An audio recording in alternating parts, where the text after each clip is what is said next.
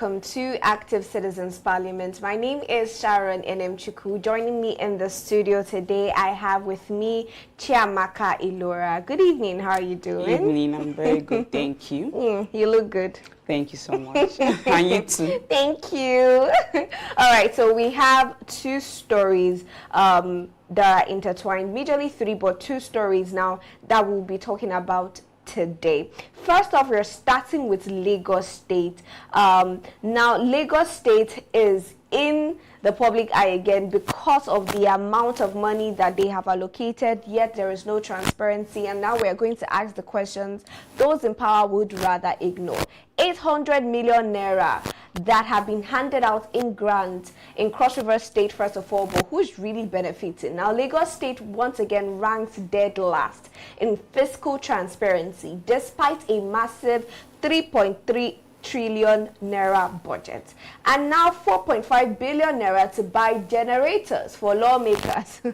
Is this service or self-service? Now we're going to go straight into it, and we're starting first with Cross River before we go to Lagos State, which is our major focus for today. But in Cross River, 800 million naira have been given out in grants. Now, we are asking the questions, who actually received these grants? Who are the people that are beneficiaries of these grants? Okay, according to the news and research, they say that it's the farmers and the ex-militants. That's the Bakassi defense force. So they're the ones that benefited from these particular grants. Amazing, amazing. Now, so they were selected because they were ex-militants, or was there a particular way do you think they were selected? Oh, I think they were actually selected, maybe the farmers, then the ex-militants, just a way of a reward to what, you know, and all that. Now, for the 800 million naira, do we have a breakdown of how much went to the farmers and how much went to the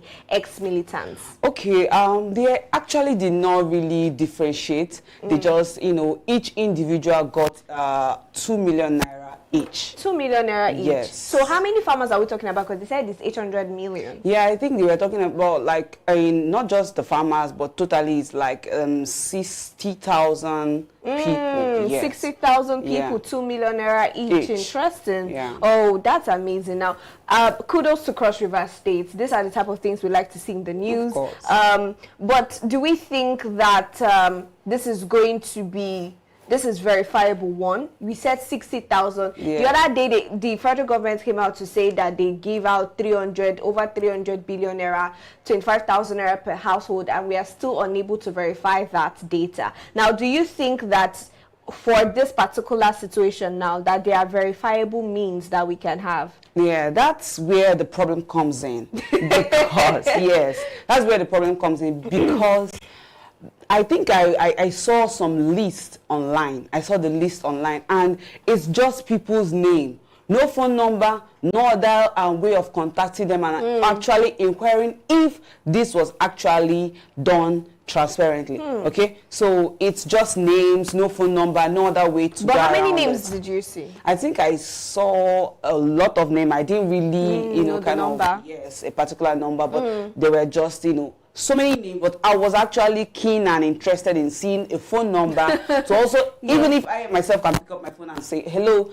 is this true? Is it verifiable? Did you get something like this and all that? So, but it was not provided. Yes, it was not. And such list, I think it has a way of, you know, doubting what really went to the people.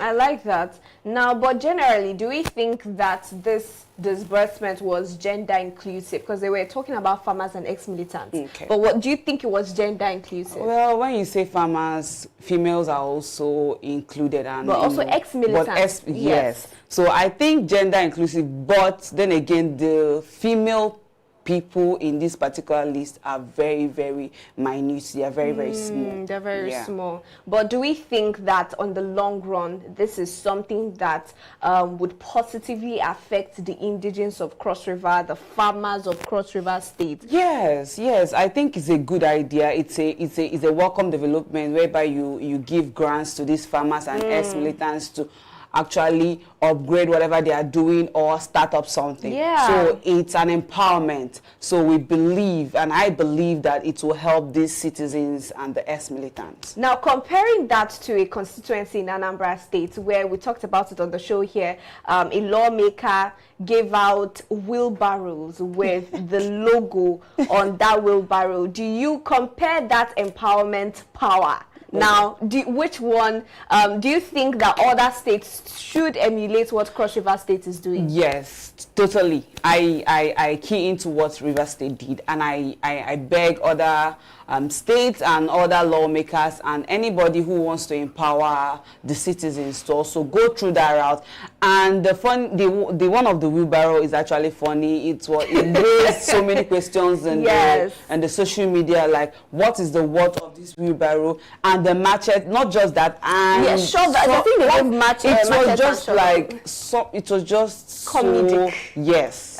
So I feel that others should just emulate from the Cross River and give people tangible things, tangible things that will evolve their life and also help them in their businesses. Yes, I also buy into that thought as well. If you say you want to empower people, then go all out and empower. Not because so they will say that you're empowered. Then you give out really substantial things that you know that cannot work in the type of society and with the type of economy that we have. Now, when you are giving people or farmers 2 million naira as a sort of startup, or ex-militants as a sort of startup to help them to boost their economic willpower or their economic power in the society, then it makes a whole lot of sense at the end of the day. Now we're going straight. We're flying to Lagos State now, and we just landed in Lagos, where even though they have the 3.3 trillion naira budget, they have been ranked worse in transparency. Now, before I give you guys why, they were ranked this low, let me just give out some data.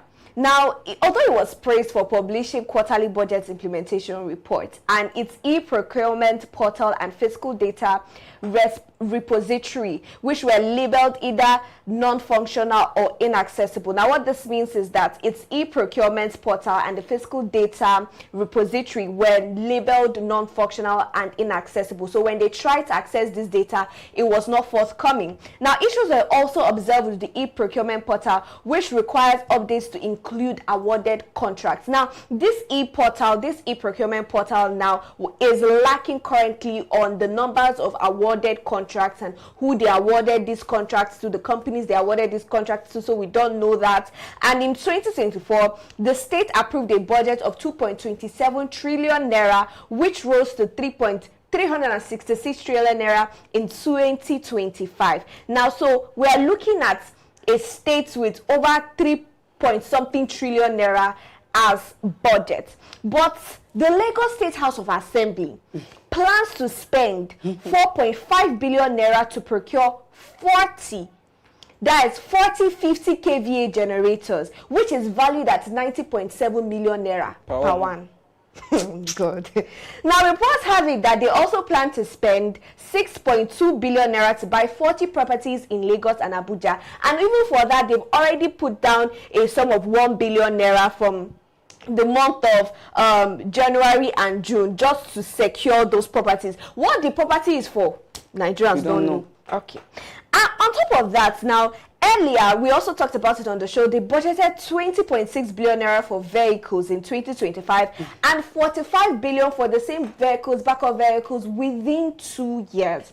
Now, the House of Assembly also plans to spend 500 million naira on the provision of arrival guest houses and residential quarters. That's for guest house and residential quarters, they have budgeted 500 million naira. Now, for the rehabilitation of the House of Assembly complex, including gate houses and all of that, they have budgeted 11 billion. Now, the one that is most shocking to me is the fact that, according to Sahara Reporters, the Lagos State Anti-Corruption Coalition filed a petition with EFCC calling for an investigation into the alleged mismanagement of 17 billion naira for constructing a gate at the Lagos State House of Assembly.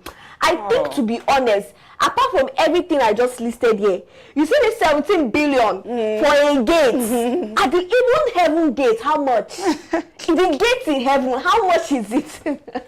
But before I just blow up now, what is your take on this one? I think this relates to what we talked about yesterday. Corruption is eating too deep into our society. So tell me why we cannot verify these things when we go online, when we go to the portals, why we can't verify a particular money going out, what is used for. It's accountability, for God's sake, and that's what our leaders owe us. So why are we not verifying these things? So you will see that corruption has eaten so deep into our society, and we don't even know where to start from. Because as we are tackling an agency, another one is coming up. So it's so heartbreaking that we keep squandering Nigerians' money and the masses are suffering. Thank you, Chiamaka. Now we also have our analyst and president, Mr. Maxwell Kama, joining us via Zoom. Good evening, sir. How are you doing? Good evening, and thank you for having me. I'm doing good. Always a pleasure. So I'm just going to hit you straight to the questions that we have. First, we are talking about Lagos State, and it's, in the issue of transparency that they're having and the ridiculous amount of money they have budgeted. Before you came on, I just went on to list a lot of things that they have budgeted extraordinary, huge amounts of money for, just within 2024 and 2025, especially in 2025. But now I'm just going to give out this data. Now, Lagos State has a budget of 3.3 trillion naira, but it has scored the worst on transparency. So we do not know how much they have, awarded in contracts. We do not know how much, the e-portal, the e-procurement portal, and just the ridiculous amounts of money they have siphoned or kept aside. Let me not say siphoned. They've kept aside for the procurement of generators. Now, what is your take on the entirety of this story? Okay, thank you very much for your question. These are the searchlights that we expect on the budgets that are being released or that are being proposed by state government, not just Lagos State, across the federation. You see, they have taken it at duty upon themselves to pad budgets. Since the word budget padding came out a few years ago, it has become a common lexicon. Because I don't know why we are seeing a lot of these extravagant spendings, and definitely you didn't use the wrong word. These are just attempts to siphon these funds. It is outrageous to be hearing that over generators. In fact, this is an indictment on Nigeria and on Lagos State, that we are still depending on 1 billion state. The Lagos State budget has shown that there are a lot of things that Lagos State is not revealing to the people. It has shown that there are a lot of things that Lagos State is not revealing to the people. There is no transparency in that budget. There is no revelation as to how monies are being spent. The monies that are being earned by some of these parastatals of government, they are not there available to the people. And we say we have a Freedom of Information Act. The people do not have freedom of information as it stands in Lagos State and many other states. Lagos is just a searchlight today because of these other states. Lagos is just a searchlight today because of these revelations that are coming to play. How many Nigerians out there, how many Lagosians, people a generator is so you, Chiamaka, don't you even think it's insensitive? The fact that a lot of Nigerians cannot afford these said generators. They are living in darkness because of the state of electricity that we have in Nigeria. No 24/7 power supply in Nigeria, and they are going as far as spending 90.7 million on one generator, if that is true. But how insensitive is that? I think it's selfishness. I think it's wickedness, because if you are working to make Nigeria a better place, if you are working to make sure that the electricity is steady, you wouldn't be making such budgets. So you are now, is leaders not supposed to lead by example? Yeah. So you are now the one that is supposed to use the, is leaders not supposed to lead by example? Yeah. So you are now the one that is supposed to use the masses tax to live fine while the masses stay in darkness and suffer. It does not make sense. Most of these times you have businesses that depend solely on light, electricity, and you can't be able to function well without those things. Why are these leaders not really concerned about the masses and what we think? They are always thinking about themselves, making sure that they are okay wherever they are without thinking about the masses. And these people, these masses are the people you use their tax money to do these things. So it's very insensitive and it's just an act of wickedness. And selfishness. Yes, exactly. Now, to you, Mr. Maxwell, as a legal practitioner, just to get your advice on this, do you think that the civil society should take Lagos State to court over the FOI violations?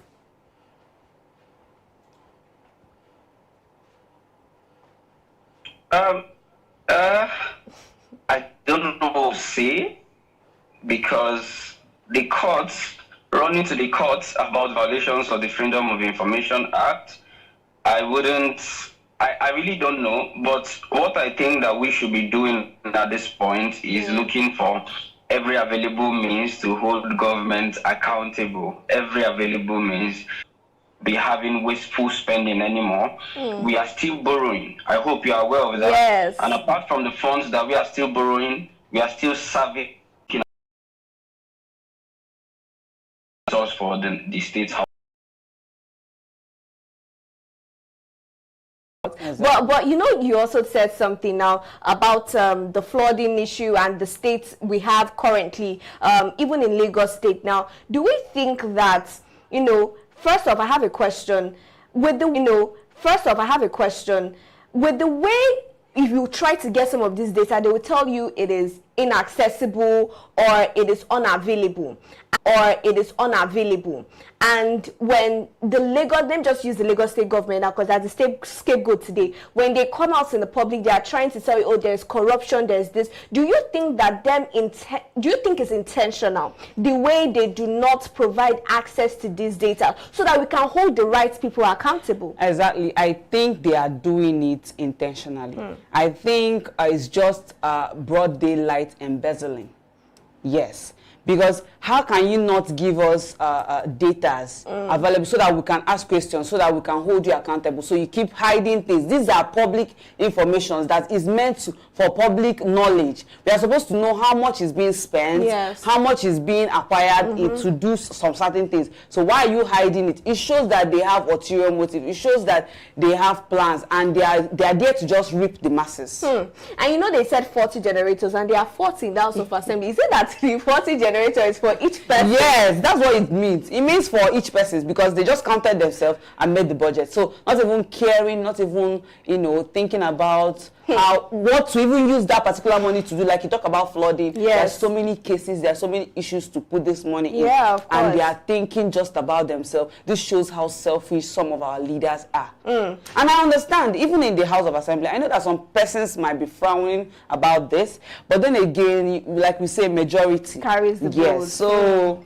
it's not like it's everybody. No, I understand that. Now, to you, Mr. Maxwell, do you not think, I'm not, because I already know the answer, but do you not think that legislators should be subject to the same NEPA conditions that the other masses or other citizens are facing? Or is there a legal need? Is there something that the generator, is there a much higher need for electricity in the State House of Assembly than in the House of Lagos State residents?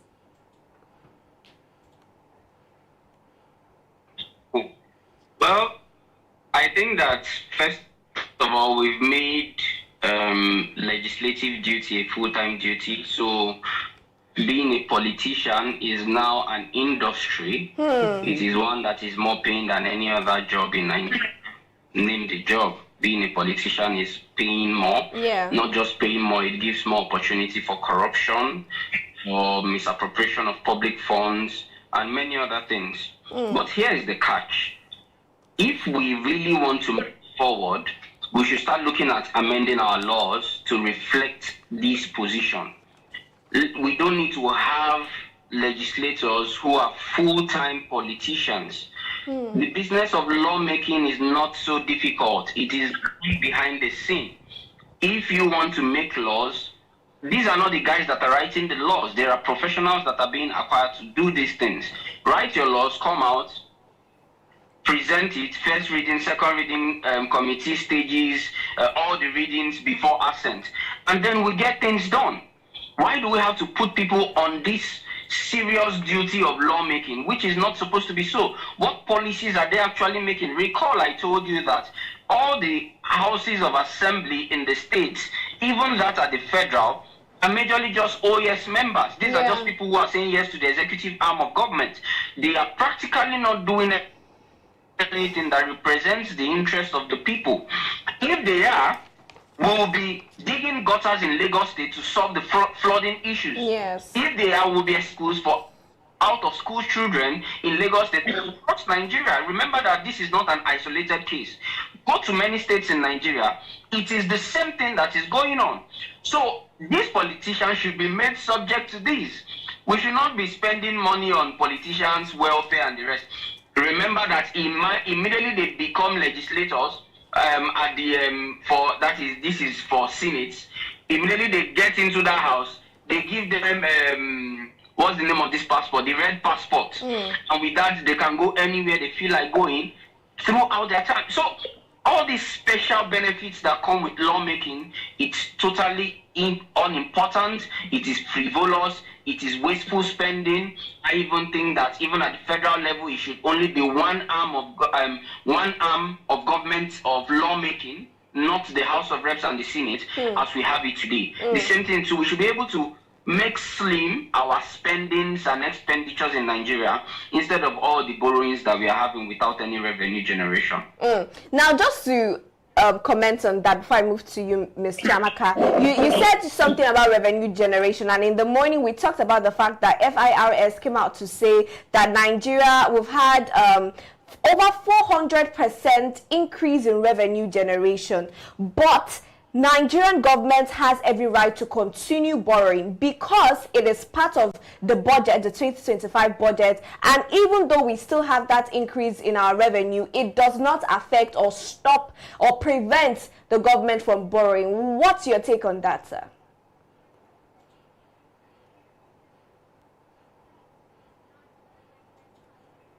Mr. Maxwell, can you hear me? All right. Now, I'm just going to ask the same question to you now. He said something about revenue generation and why we need to focus on increasing our revenue. But currently, from what the FIRS is saying, if it's correct, they said we have over 400% increase in revenue generation now. But it does not stop the federal government from going ahead to borrow. Do you agree, or do you think that this is just them misplacing priorities and misplacing funds? I think it's misplacing priorities and funds as well, because why do you keep borrowing?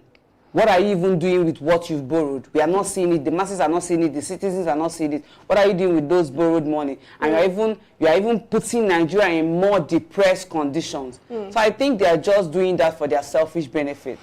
All right. Now, another question that I also have. Mr. Maxwell said, Mr. Maxwell, are you here now? All right. Yes, I can hear you now. Okay, so you mentioned something about the need for increased revenue generation, and I brought up the fact that in the morning we discussed that the FIRS said that Nigeria has had over 400% increase in revenue, but it is not preventing the federal government from borrowing, as it is in our budget and it is needed. Now, if we have such high increase in revenue and the government is constantly borrowing, how do you think that that correlates?